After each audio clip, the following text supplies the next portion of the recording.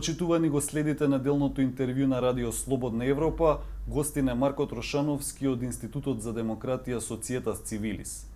Господине Трошановски, локалните избори се закажани за 17 октомври. Каква кампања очекувате? Посветена на локални прашања или високополитичките теми повторно ќе бидат дел од предизборното мени? Гледајќи како се однесува изминатите изборни циклуси партиите на локално ниво, мислам дека секако централните теми ќе го завземат местото во наративот предизборен. Локални прашања во смисла на конкретни проекти комунални инфраструктурни ќе провајуваат секако, меѓутоа манипулацијата со гласачите преку централни теми несомнено ќе постои се уште и очигледно партиите не се одвикнуваат од таа пракса, бидејќи се покажува како високо мобилизирачка, ефективна во смисла на електризирање на електоратот и нели ги тера луѓето да излезат повеќе на гласање, иако реално тие теми немаат никаква врска со ингеренциите на локалната власт. Тоа е пракса што дефинитивно треба да престане, тоа е класична манипулација со електоратот. Дали гласањето со оставање отпечатоци ќе придонесе да имаме подемократски избори или тоа дополнително ќе го искомпликува процесот? Постојат често нерегуларности во делот на гласањата кај нас, утврдени со извештаите на меѓународните заедници. Мислам дека е рано да се каже, ние немаме искуство. Агенцијата која со таков вид на гласање, дополнително агенцијата која што е избрана, да го имплементира овој систем. Имала и самата проблеми, како што видовме веќе во Афганистан со имплементација на системот, особено преку споредување на базите на отпечатоци кои што ги има МВР со оние кои што машините треба да ги дадат, и од тука ќе биде многу клучно дали овие избори ќе имаме некакви нерегуларности од тој тип, бидејќи довербата во процесот и задржување на истата треба да е приоритет. Ако барем малце се покажат некои нерегуларности и простор за манипулација со истите, треба да се престане. Локалните избори се одржуваат во редовен термин, но партиите скоро секоја година ги повикуваат граѓаните да гласаат. Што покажува ова?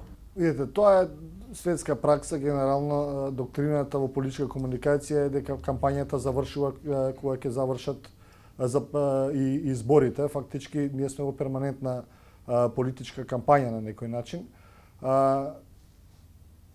Не може да се замери од една страна на партиите да го прават тоа, меѓутоа секако треба да се има некој начин почит кон легитимитетот кој што изборниот процес го дава на оние кои што ја превземаат власта, и доколку граѓаните им дале доверба на оние кои што имаат извршната власт, секако треба да се испочитува таа волја и да не се делегитимира самата влада уште наредната недела од која ќе завршат изборите. Секако треба да се остави некој временски период владата непречено да почне да ги врши замислите, односно имплементира програмите за кои што се заложила на изборите. Очекувате ли овој парламентарен состав да го заврши својот мандат или повторно ќе има предвремено гласање? Мислам дека моментално на носителите на власта во земјата не им одговараат превремени избори, од тука не верувам дека предвремени парламентарни би се случиле. Особено што исходот од истите не верувам дека ќе смени многу. Прилично се изедначени рейтинзите кај сите, разочараноста кај гласачите постои и е зголемена, дополнително е тука пандемијата, економската криза која што дојде и допрва ќе се влошува, исто така сигурно ќе влијае на намалување на поддршката, така да кај позицијата секако не верувам дека има простор и интерес за нов изборен циклус предвремено. Проблемот со Бугарија ја остава во неизвестност интеграцијата на Македонија во Европската Унија. Можно ли е во догледно време да се надмине спорот? Како се развиваат работите, не верувам дека во догледно време ќе се најде решение кое што би било во наш интерес. Просторот за компромиси е прилично стеснет, ние немаме никаков простор за да одговориме во голем дел на барањата кои што ги има бугарската страна. Од тука мислам дека во брзо време нема да има решение.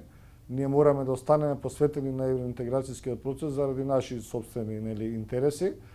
пред се во доменот на владење на правото и да потикнуваме регионални иницијативи, впрочем како што е иницијативата на Отворен Балкан, но и останатите можности кои што ги нуди Берлинскиот процес.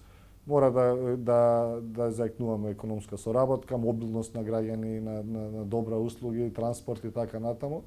Меѓутоа, конкретно во случајот со Бугарија, не верувам дека се подготвени и сега од бугарската страна, но и кај нас, особено по донесувањето на резолуција во парламентот, да се направат сериозни отстапки, бидејќи поедовниот принцип е принципот на реципроцитет во компромисите, додека оно што го бара бугарската страна е еднострано наметнување на решенија во најмала рака, така да не верувам дека во брзо време тоа ќе се случи и треба да го имаме на ум, граѓаните треба да го имаат тоа на ум и одговорноста за потврлањето во политиките да ја бараат само кај насите политички елити дома, а не и во стагнирањето на европскиот процес и нефункционалноста на механизмот на проширување. Верувате дека некогаш Македонија ќе биде дел од ЕУ или пак реалноста ќе биде отворен Балкан во блиски односи со Европа? Тоа е тешко прашање да се каже. Она што е очигледно дека брзо нема да се случи. Во самата Унија постои замор.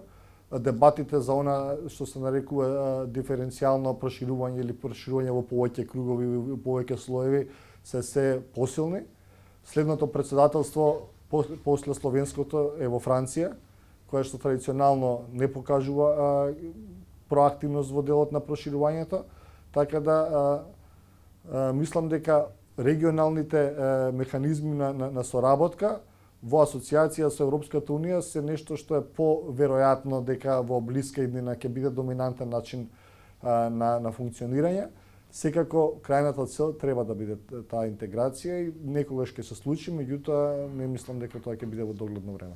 Освен поделбите меѓу народот за политички и етнички прашања, сега има и поделби за ковид вакцинацијата. Како сето ова ќе влијае врз општеството? Разорно влијае врз општествената социјална кохезија, тоа што се нарекува, а тоа пред се е интеграцијата на луѓето во системот во кој што живеат и довербата на луѓето во институциите. Овој проблем го имаат сите модерни општества, од Америка, како што можеме да видиме до последните избори, преку Европа и на Балканот е тоа исклучително видливо.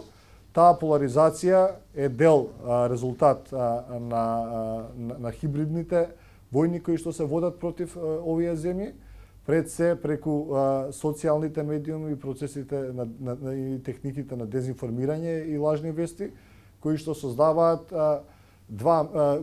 спротивставени меури во кои што луѓето живеат и комуницираат со себе сличните, меѓутоа не создаваат диалог помеѓу себе, луѓето остануваат во своите светови, кои што постојат паралелно и многу често се конфликтни, и како такви ги прават општествата многу ранливи, бидејќи довербата во институциите постојано еродира, а како такви општествата немаат отпорност кон надворешни влијанија кои што преку таа ранливост остваруваат влијание и ефект и контрола врз нашите општества, така да тоа е модерен проблем кој што многу тешко се адресира, се решава на некој начин, го имаат сите, повторно ќе кажам, општества, така да зголемување на медиумската писменост, по голема посветеност и операционализација на владиниот план за борба со лажни вести, политичката култура, демократизација на самите политички партии преку статутите и така натаму се дел од решенијата како тој проблем да се адресира, но сето тоа се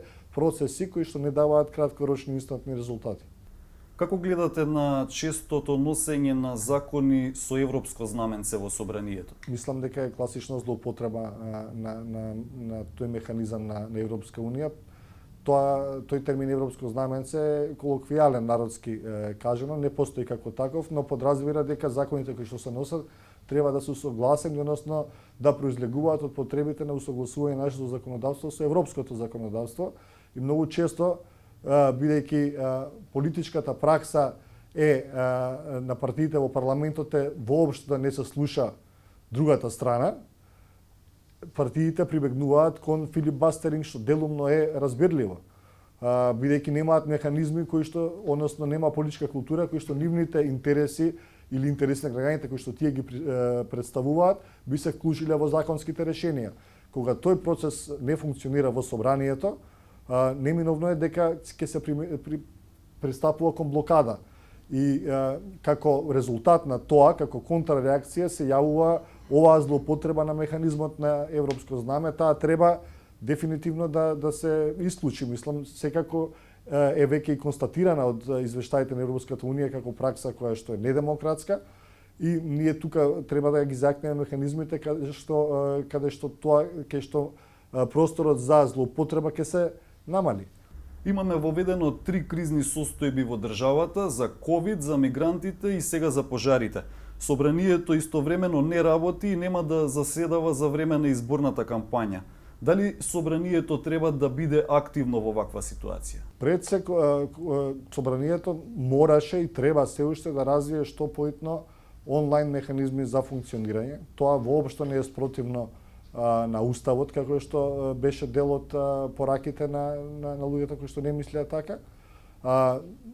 Постои како пракса во многу модерни земји во светот и користи баш за надминување на состојбите кои што, како епидемија, да речем и слично, го ја спречуваат неговата работа. Од друга страна, собранието минатата година не функционираше, речиси цела година, почна во досната есен.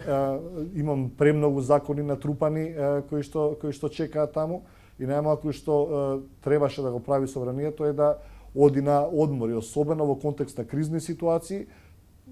Во најмала рака, иако собранието учествува на некој начин многу малку во тоа, сепак надзорната функција, која што една носи носечките функции покрај законодавната во собранието, прилично важна улога која што собранието игра во кризните состојби. Од тука, во делот на јавните набавки, во делот на тоа дали институциите постапуваат или не постапуваат одговорни соодветно на акцијските планови, собранието има голема улога.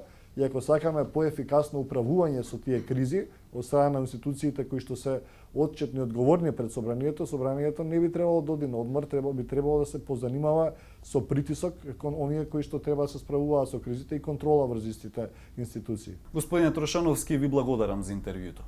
Фала на вас. Почитувани, го следевте неделното интервју на Радио Слободна Европа. До гледање.